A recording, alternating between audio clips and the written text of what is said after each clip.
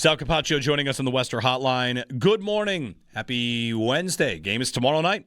Jeremy and Joe. Sal, Joe and I were just trying on a theory that when it comes to shows, like musical shows you see in the theater, that generally Act 2 is not as good as Act 1. And usually after intermission, you've already peaked and you're finishing out the story. Yeah. But generally, as a rule of thumb, Act 2 is not as good. Oh, I don't know.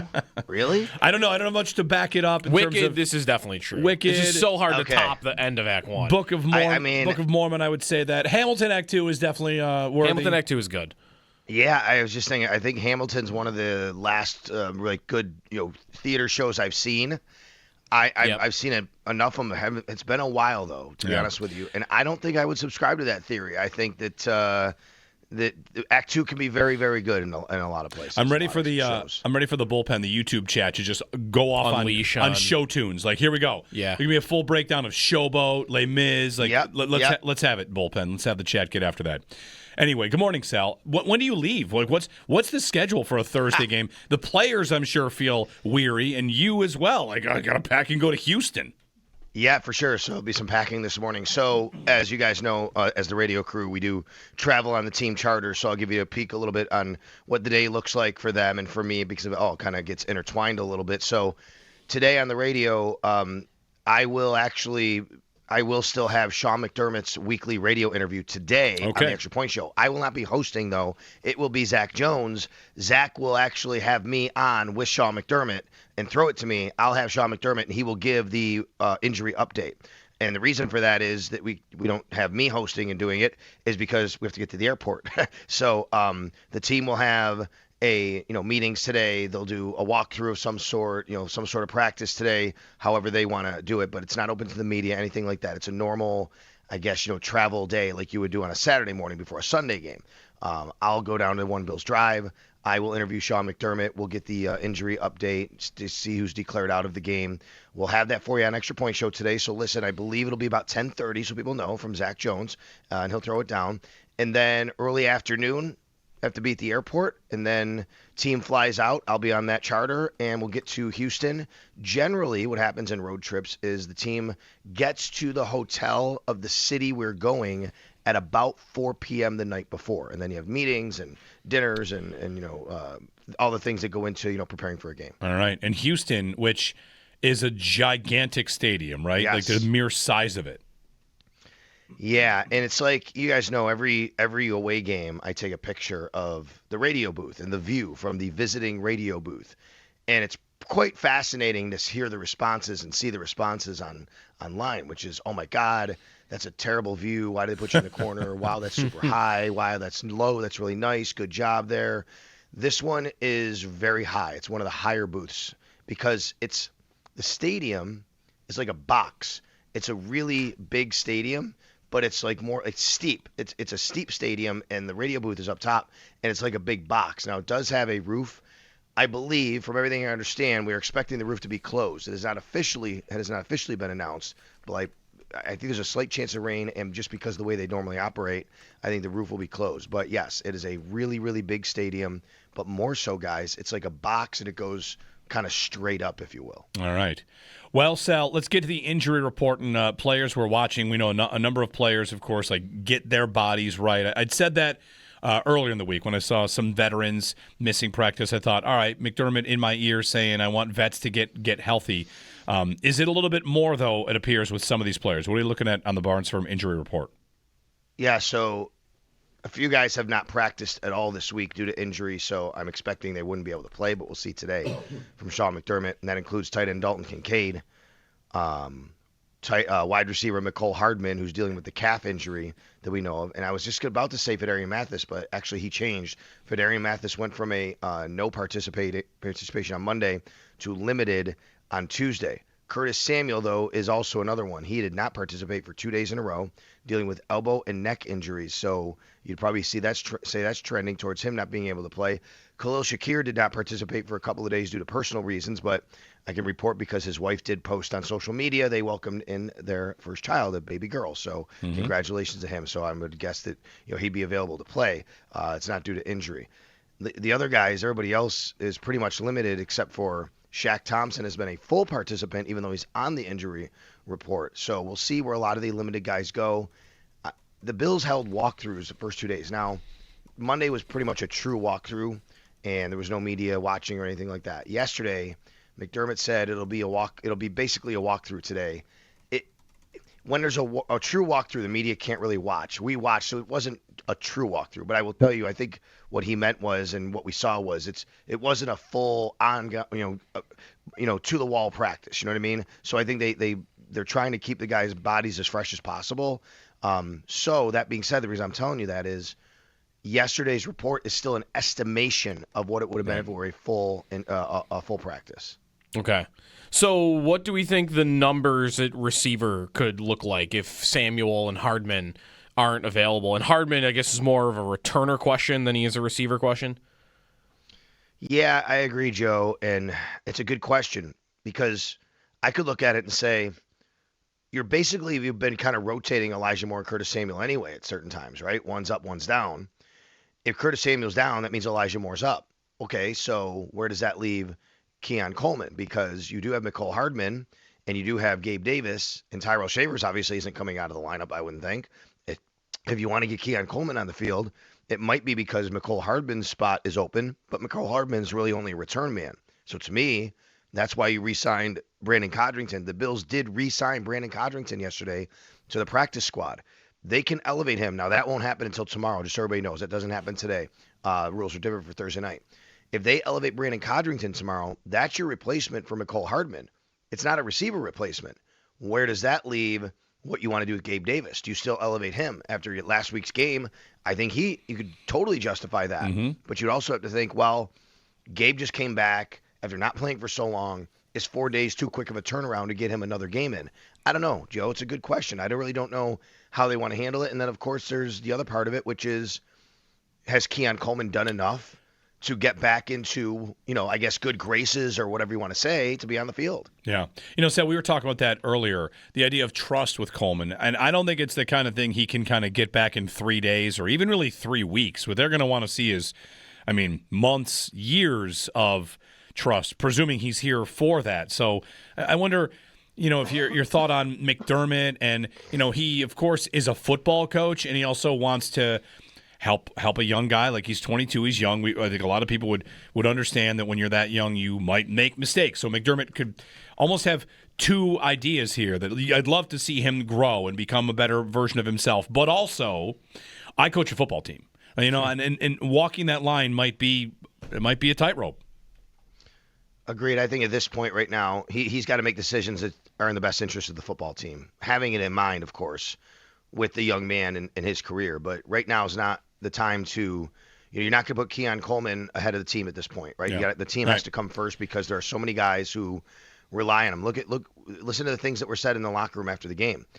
Unfortunately, because we live in a society where this happens, guys, you all and many people heard the clip of Deion Dawkins and saw it, and it went viral of, well, Keon's got to grow up, time for pats on the back are over. Yes, he did say all that, but it also came well after he praised Keon Coleman for how, much they have his back. He's a great kid, and we're here for him, and, he knows everybody makes mistakes. We're all human. Like, what Deion said was not basically, going after Keon Coleman. He was really kind of backing him up and supporting Keon Coleman. At the same time, at the end said, hey, but he's got to do what he's got to do to be back here for us, and he knows that. And I think that's the approach from Sean McDermott, which is, hey, I'm going to support the kid. I'm going to help him out, but I have a football team to coach, and we got to get ready for a football game right now, and I got to make decisions that are in the best interest of this football team. Sal Capaccio joining us on the Western Hotline as we prepare for Bills Texans. Sal, this matchup itself, Houston, Davis Mills is not exactly going to be a scary kind of quarterback to play against, but he's had some success with Nico Collins, and Collins had some success against the Bills last time. I'm thinking about the last time these two teams played and thinking it could be a similar style of game. Maybe the Bills are more prepared from an offensive standpoint, but it could be a tough one. It's a loud stadium. That's a team that plays tough, close games, and their defense is very, very strong. Yeah, that's right, Jeremy. So everybody knows C.J. Stroud has been declared out, so it will be Davis Mills starting, as you just alluded to. Jalen Petrie also declared out. He's a really notable loss for their defense, by the way. He's a guy that does a lot for them. He's a lot like a Taron Johnson who kind of can really play in the middle of the field, and he's listed as a safety, but he comes down in the box, he plays the slot. But let's get to the overall point of this team, which is after last week when the Bills score 44 points, they go to Houston this week. I hope Bills fans understand and have their expectations tempered on being able to do that. You're facing the number one scoring defense in the NFL. Like, nobody really scores a lot of points on the Texans. They are giving up less than 17 points a game. They are the number one yards allowed defense in the NFL. They're the number one rushing defense in the NFL and the number 3 passing defense in the NFL. I think this is a lower scoring game that is going to come down to points being at a premium, not making mistakes. I mean, let's give another example here and even go further. 4th down and 3 from near midfield, 4th and 2 from near midfield. I think this is the kind of game you might have to punt the ball away because you're not expecting them, because they don't have this explosive offense either. Yes, they have Nico Collins, but I just think points might be more at a premium here, where this is not we have to keep up with the other team, Kansas City game or Tampa Bay game. This is let's do everything we can to make sure that we force them to make a mistake and capitalize, and we get out of here with a 17-10 win or a 20-17 win. I think that's the kind of game it's got to be. Yeah, Sal, it's funny. Like, they gave up 29 to Jacksonville a couple of weeks ago, and I wonder, like, you could just look at the schedule and go, oh, well, I guess they could be had. I mean, the Jags put up 29, and that's like the only game you can really find where anybody scored points on them.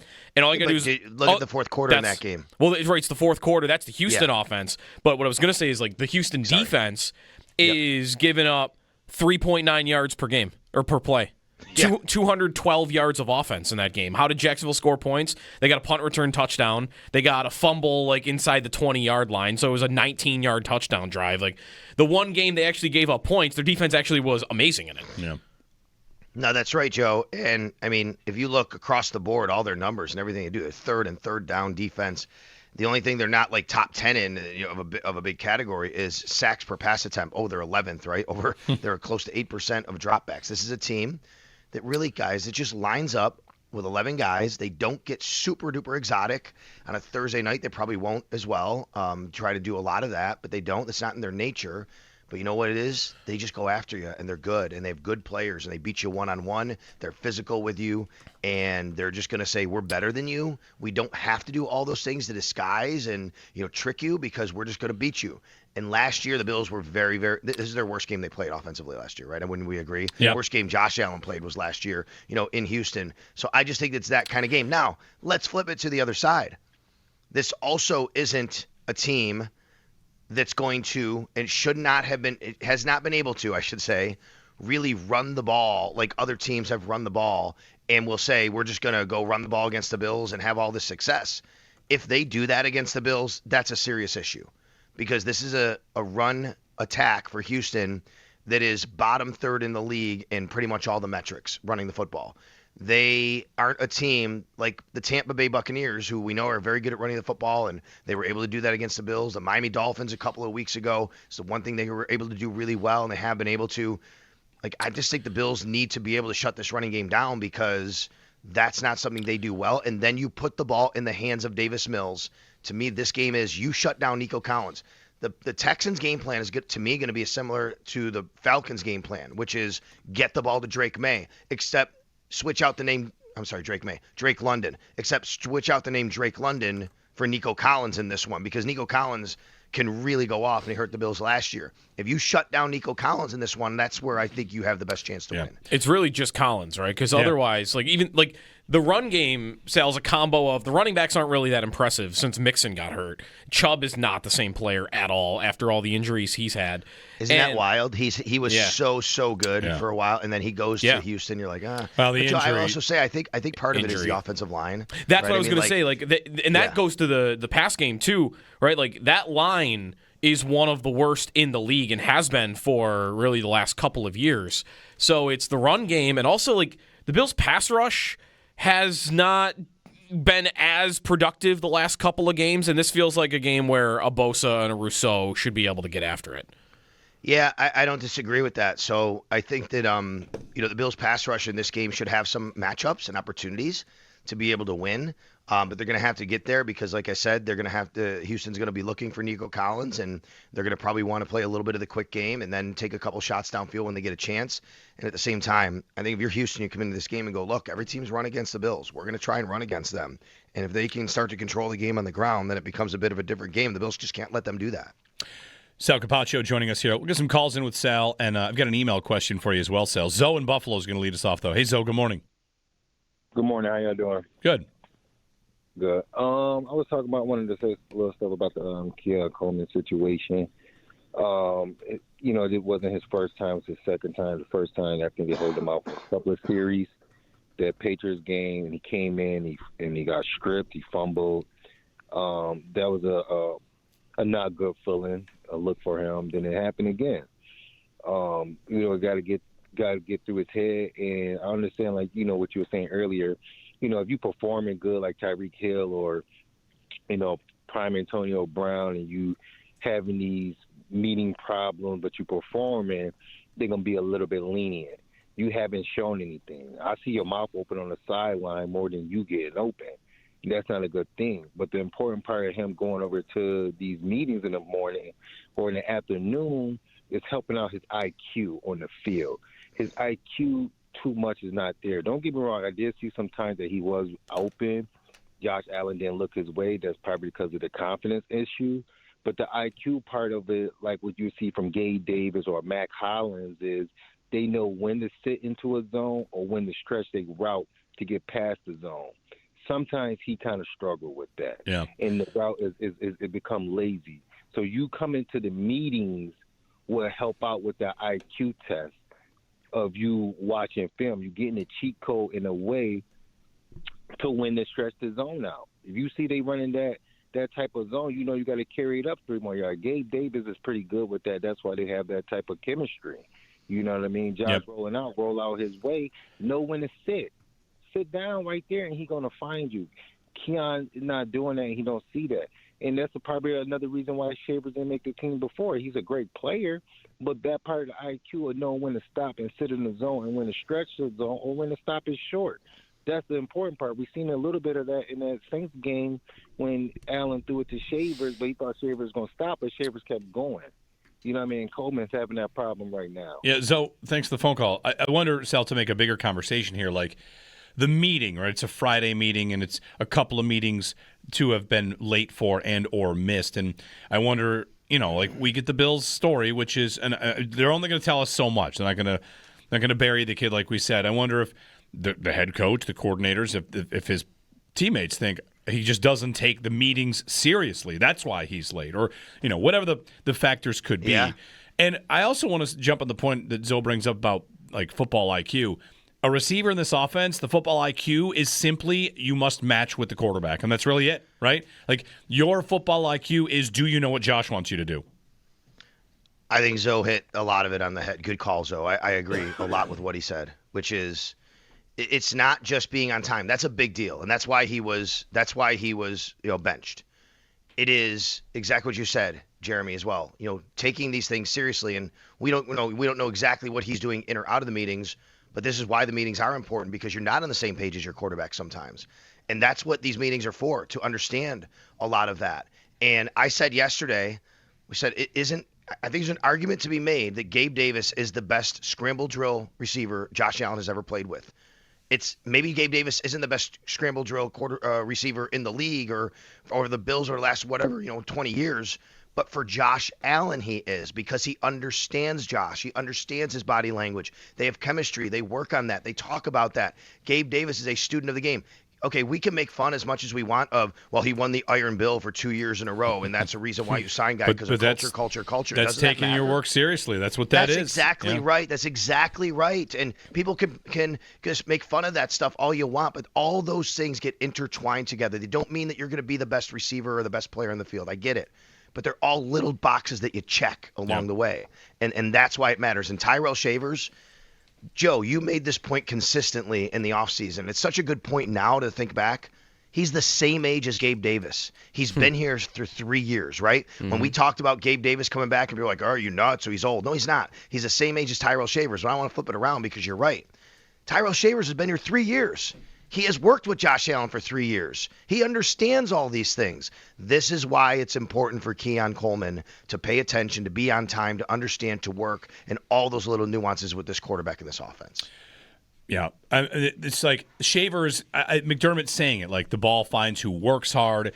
In training camp this year, he called him like a true Buffalo Bill, right? Like, this is culture stuff. It's going to matter. And is your life football? That's the other thing. Like, how much of your life is going to be football? Are you completely bought in? And Sal, like the question about Coleman too, we kind of brought this up earlier. And again, it's speculating. It's years out potentially, but you are, as a rookie here, not just trying to get on the field, not just trying to show them that you care. You're trying to get your next contract, and who do they pay? They pay the guys that they think are fully committed and that they can count on. These are all big investments. James Cook went from a guy that maybe they couldn't count on early, and maybe they didn't love his practice habits, and he kind of turned it around and became that guy. And if Ed Oliver says when you come here you can be the best version of yourself, and you've got countless stories of guys that are drafted and you want to say developed, that's who the Bills developed them into, and who they become for the Bills, that's how you get extended. And for Coleman, like, I think that's a long shot right now. He's got so much work to do to kind of prove himself, if he can even do it in their eyes. So it's a long road. All right. What was the email question? The email question was about Morgan Fox. Okay. So good question. This is a guy the Bills signed last week, right? Who was maybe tabbed as a Michael Hoyt replacement. He's played in the league for a couple different teams, and could he be someone that they start to bring in and get into the lineup? So the best way to describe him in that regard, Jeremy, is he was Michael Hoyt before Michael Hoyt in L.A. He actually played that role. He was what Michael Hoyt did for the Rams, Morgan Fox was doing for the Rams before Michael Hoyt arrived. And he had good numbers, actually. He had 6.5 sacks 1 year, 5.5 sacks. Guys had 15.5 sacks over the last 3 years, but he wasn't on a team. A guy like that not on a team. Well, because a lot of times, guys, it's if you don't have a true position, and you have to kind of figure out where you want to play a guy, it might not work, and that might be why. I mean, also his numbers have declined a little bit, so there's obviously that, and there's regression, and why is that? But I don't expect him to be, playing tomorrow, but who knows? You never know. They could elevate him at some point. I do think that, that could happen, but we'll see how he fits in. The Bills may decide, they have him in their building for a while and go, you know what, it's just not going to work with him. You could do that. What the Bills are looking for and what Michael Hoyt represents is that guy that they can play along the front, like Michael Hoyt. He might not be Hoyt, but, they're using Javon Solomon. They're using Dorian Williams. That maybe could be Morgan Fox, but they have to see it in practice and have to see that he can actually be that guy. All right, Sal, so the schedule for the Extra Point Show is, again? So Zach's going to host starting at 10 a.m. Be listening at, I think, 10:30 is when I'll have Sean McDermott, and we will have an injury update and report on today for tomorrow's game and who he's declaring out like we do normally on a Friday and everything else that goes into that. And like I said, Zach will be hosting. And I believe Zach is going to have my buddy John Harris on. John is my sideline guy from the Texans, who's always great to listen to, and he's all over the draft and, of course, knows everything about the Texans, and he'll give their side of things. All right, very good. Thank you, Sal. Safe travels. We will talk tomorrow, and we'll be listening during the Extra Point Show.